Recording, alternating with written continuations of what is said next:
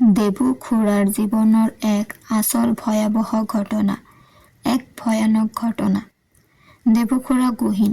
দেবু খুৰাই নিজৰ জীৱনৰ আচল ঘটনা এটা আজি ভাগিন ভাগিনীয়েকক ক'ব। সেইবাবে ভাগিন ভাগিনীয়েকৰ লগত ওচৰৰ আৰু 4জনমান ল'ৰা ছোৱালী আহিল দেবু খুৰাৰ ওচৰলৈ। দেবু খুৰাই ক'বলৈ ধৰিলে যে ল'ৰাহঁত আগতে মই ক'ত বাস কৰিছিলোঁ তোমালোকে জানানে? সকলোৱে ক'লে নাজানো। মই আগতে মায়ঙৰ হাবিৰ মাজত মানুহকটা নামে ঠাই এখনত বাস কৰিছিলোঁ। মোৰ ঘৰ আছিল বাঁহৰ তল নামে ঠাইত। আমাৰ চৌপাশটো বাঁহগছ আৰু তেঁতেলী গছেৰে ভৰা আছিল। সেইখিনি ঠাইত আগতে বহু মানুহৰ মৰা কটা হৈছিল বাবে মানুহে সেই ঠাইখনক মানুহকটা ঠাই বুলি কয়। ঠাইডোখৰত ৰাতি বিভিন্ন ধৰণৰ ভয়ানক ছায়া আৰু ভয়ানক শব্দ চাৰিওফালে বিয়পি পৰে। সেয়েহে মানুহবোৰে সোনকালে ভাত পানী খাই বিচনালৈ যায় আৰু ৰাতিপুৱা নোহোৱালৈকে ঘৰৰ বাহিৰত নোলায়। দেবু খুৰাৰ কথা শুনি ল'ৰা ছোৱালীবোৰে অকণমান ভয় খালে। দেবু খুৰাৰ ভাগিনে হাতীৰ দৰে এখন মুখা পিন্ধি ল'লে আৰু ভাগিনীয়েকে চৰাইৰ দৰে মুখা এখন পিন্ধি লৈ বাকী বন্ধু বান্ধৱক কথাষাৰ ভয় লগাকৈ বুজালে। দেবু খুৰাই ক'লে আচল কথাটো পাছতহে আছে। তোমালোকে এতিয়াতে ভয় খালা। আগলৈতো তাতকৈ আৰু ভয় লগা কথা ক'ব আছে। এতিয়া মোৰ কথা ভালদৰে শুনি যোৱা। আমাৰ গাঁৱৰ নিচেই ওচৰত এখন গাঁও আছে। মোৰ ঘৰৰ পৰা প্ৰায় 4 ঘণ্টা 15 মিনিট মানৰ বাট। খোজকাঢ়ি গ'লে সেই গাঁও পায়। তাতে মোৰ বিনয় নামৰ এজন বন্ধুৰ ঘৰ।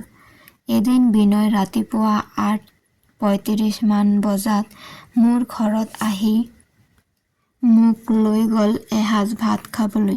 মই তাৰ ঘৰত গৈ চাহ-তাহ খালোঁ আৰু তাৰ পাছত কথা পাতিলোঁ। দুপৰীয়া ভাত খাওঁতে অলপ পলম হ'ল। সেইবাবে বিনয়ে মোক জোৰ কৰিলে যে ৰাতিৰ আহাৰটো তাৰ ঘৰতে খাই যাবলৈ। উপায় নাপাই মই ৰাতিৰ আহাৰটো তাতে খাবলৈ বাধ্য হ'লোঁ। ৰাতি ভাত খাই উঠি দৰজাখন খুলিয়েই দেখিলোঁ বহু ৰাতি হ'ল। ভবাই নাছিলোঁ যে ইমান ৰাতি হ'ব। বিনয়হঁতৰ গাঁওখনৰ পৰা আমাৰ গাঁৱলৈ যাবলৈ এডৰা জয়াল হাবি পাৰ হ'ব লাগে। মানুহে সেইবাবে সেইফালে যাবলৈ ভয় কৰে। মোৰ বৰ ভয় নাই। তথাপিও মোৰ মনটোৱে বাৰে বাৰে মোক নাযাবলৈ কৈছে। মনত অকণমান সাহ বান্ধি লৈ জয়াল হাবিৰ মাজৰ বিশাল মৰিশালিৰ মাজেৰে মোৰ ঘৰলৈ যাবলৈ বুলি খোজ ল'লোঁ। কিছুদূৰ গ'লোঁ, কিন্তু হঠাৎ মোৰ হাতত থকা টৰ্চটোৰ বেটাৰী ডাউন হোৱাত উচপ খাই উঠিলোঁ। এতিয়া কি কৰা যায়?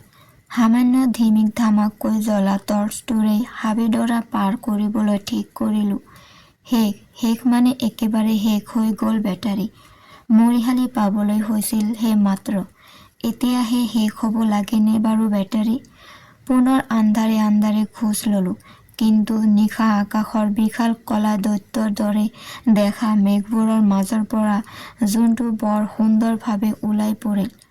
তেতিয়াহে গম পাইছিলোঁ যে আজি পূৰ্ণিমা। নিশাৰ জোনটোকেই সাৱটি ধৰি মৰিশালিৰ মাজ পালোগৈ। নিজকে বৰ গহীন গহীন যেন অনুভৱ হ'ল। হঠাৎ এনে লাগিল যেন মোৰ পিছফালে কোনোবা আহি আছে। মন ডাঠ কৰি পিছলৈ নাচাওঁ বুলি আগবাঢ়িলোঁ। কিন্তু কিছুদূৰ গৈ পিছলৈ ঘূৰি চোৱাত দেখিলোঁ কোনো নাই। কেৱল ডাঙৰ ডাঙৰ শিপা থকা ক'লা বৃহৎ গছ দুডালমানহে দেখিলোঁ। হঠাৎ পিছপিনৰ পৰা এটা ক'লা ছায়াই মোক সাবট মাৰি ধৰিলে আৰু মই ভয়ত অজ্ঞান হৈ পৰিলোঁ। সাৰ পাই উঠি চকু মেলিয়েই এনে এটা দৃশ্য দেখিলোঁ যে মই সেই ঠাইত ৰ'বই নোৱাৰিলোঁ আৰু লগে লগে দৌৰিলোঁ। চাৰিওফালে কেৱল ঘুপ মৰা আন্ধাৰ। কিছুদূৰ গৈ এটা পোহৰ দেখিলোঁ আৰু সেই পোহৰৰ ফালে আগবাঢ়িলোঁ। মই ভাবিছিলোঁ সেই মানুহঘৰত সোমোৱাৰ পিছত মোৰ কোনো চিন্তা নাই। সেয়ে ততালিকে মানুহঘৰত সোমালোঁ। ঘৰটো অলপ চিনাকি লাগিছিল বাবে দৰজা খুলিলোঁ আৰু দেখিলোঁ সেইটো মোৰেই ঘৰ। গোটেই ৰাতিটো মোৰ হৃদপিণ্ডৰ স্পন্দন বৰ সঘনাই মাৰিবলৈ ধৰিছিল। নিশা প্ৰায় 3 মান বজাত মই মোৰ সকলো কাপোৰ কানি আৰু বস্তু বাহিনী বান্ধি পুৱতি নিশা শুবৰ সময়ত নিজৰ ঘৰ ত্যাগ কৰি চহৰলৈ বুলি ৰাওনা হ'লোঁ। এনেদৰে আজি চহৰত থকা 20 বছৰ হৈ গ'ল। এতিয়াহে মই জানিব পাৰিছোঁ ভূত প্ৰেত, প্ৰেতাত্মা, ৰহস্যময়ী আত্মা আদি পৃথিৱীত একো নাই। কিন্তু সেইটো কি আছিল নাজানো। কিন্তু ল'ৰাহঁত, সেই ভয়াৱহ কাহিনীটো মোৰ জীৱনৰ এক ৰহস্যময়ী, সঁচা আৰু ভয়াৱহ এক প্ৰকৃত ঘটনা।